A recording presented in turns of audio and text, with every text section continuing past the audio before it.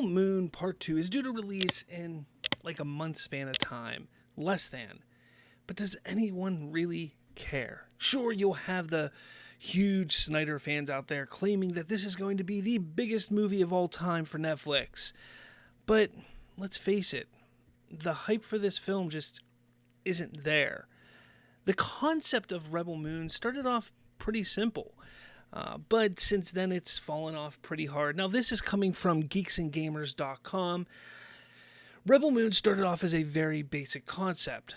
Zack Snyder's failed Star Wars pitch brought to life by his deal with Netflix, and to his legion of non-bot fans out there, getting to see Snyder Wars was a winning proposition. After all, the filmmaker was done dirty by those evil executives over at Warner Brothers. And that's really what it came down to with all his DC films, obviously.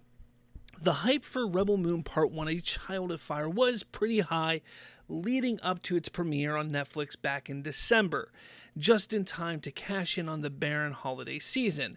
A huge number of Netflix subscribers couldn't wait to tune in to see what legendary filmmaker Zack Snyder was going to deliver for them for their downtime during the holidays, when the only competition in theaters was Willy Wonka and Aquaman 2. He forgot to put that. And then people saw the movie.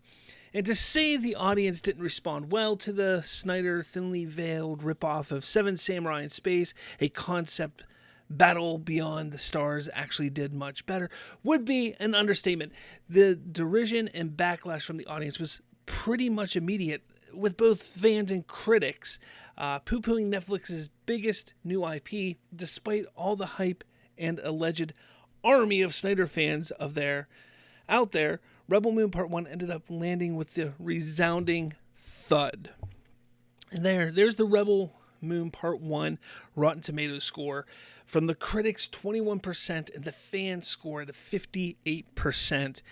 It did pretty poorly in both regards. Now, you will sit there and hear from the Snyder fans, and they'll sit there and try and say, well, this isn't his true version, this isn't his true vision, because there's a rated R version that's 30 or 40 minutes longer that'll be coming out later in the summer. But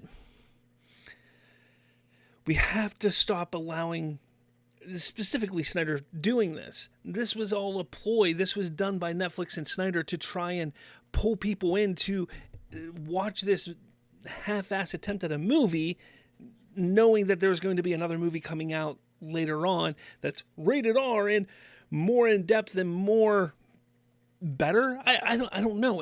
That's the thing. It's not going to be better, because the problems with this movie are not something that can be fixed with an extra 30, 40 minutes and more blood and, from what I understand, a sex scene, I guess? I don't know.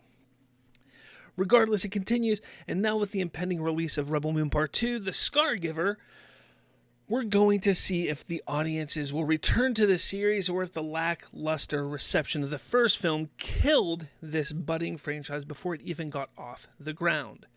Now, according to Zack Snyder, he was interviewed on the Joe Rogan Experience not too long ago. Rebel Moon Part 1 was a bona fide blockbuster hit for Netflix despite all the negative reviews and audience derision. According to Snyder, Rebel Moon was actually bigger than Barbie. Okay.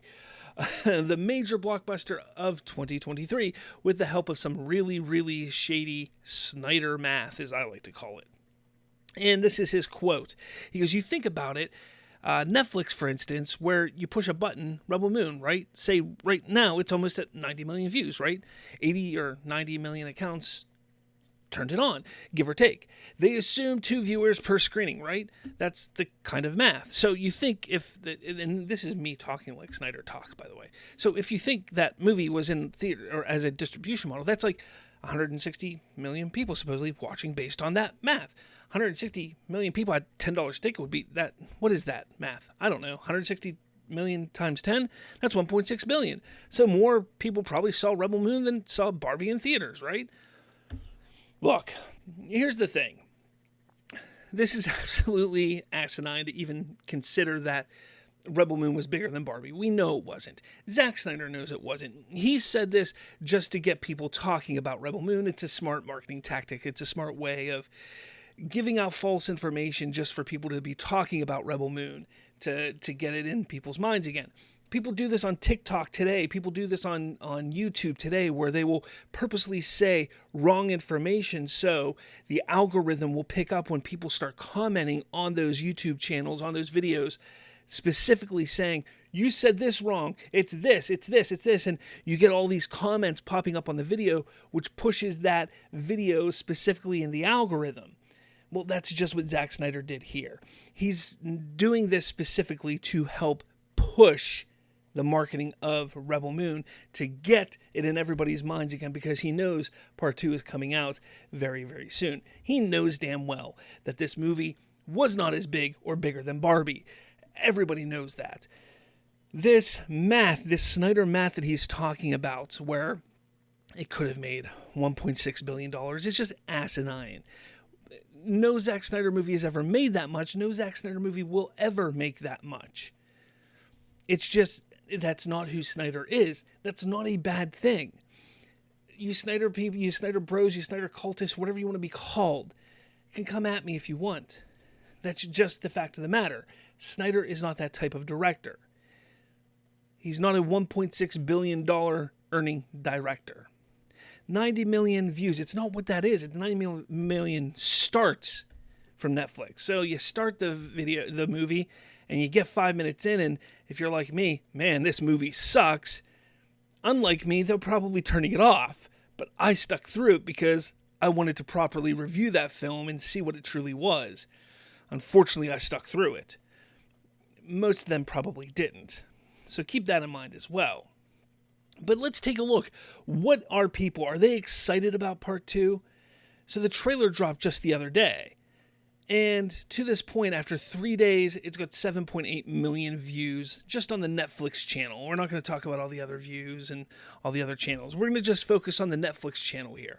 7.8 million views isn't bad, but we do know that the Snyder loyalists, they love to rack up views. They love to create fake accounts, multiple accounts, to just bump up numbers. That's what they do. I was part of that fandom for a number of years when it came to the Snyderverse for DC. I know their tactics. I was part of it with that fandom. I understand how they do it, how it works. I know what they do.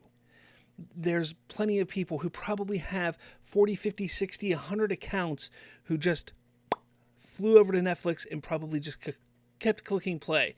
Now, YouTube is smart enough. Some of those aren't going to get recognized as plays, but a number of them will. Different IP addresses, different, what have you, will get picked up on that. That's just the fact of the matter. But 7.8 million, that's not bad. That isn't bad.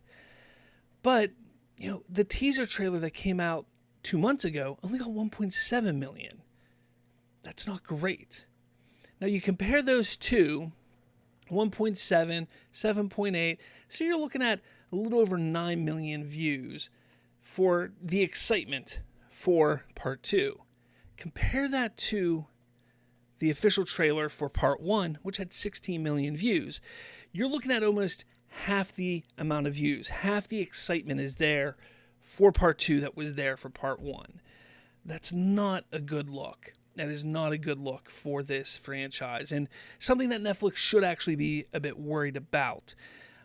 It's something that is worrisome for them. I think if you really sit back and start to take a look, this number here, and I know people don't like to talk about Rotten Tomatoes, but let's face it, this number here, this audience score, this 58%, is very telling.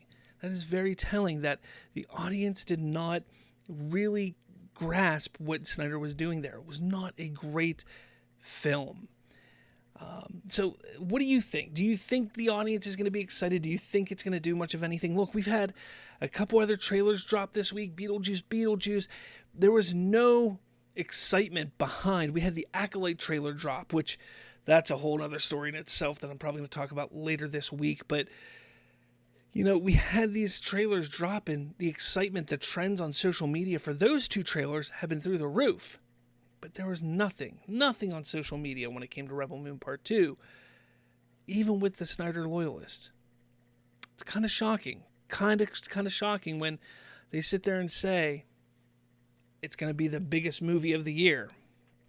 Kind of shocking. Let me know what you guys think. Throw your thoughts in the comments below. Hit that like button, hit subscribe, share this with your friends and family as I make my way to 500 subscribers. With all that said, I'll catch you all later.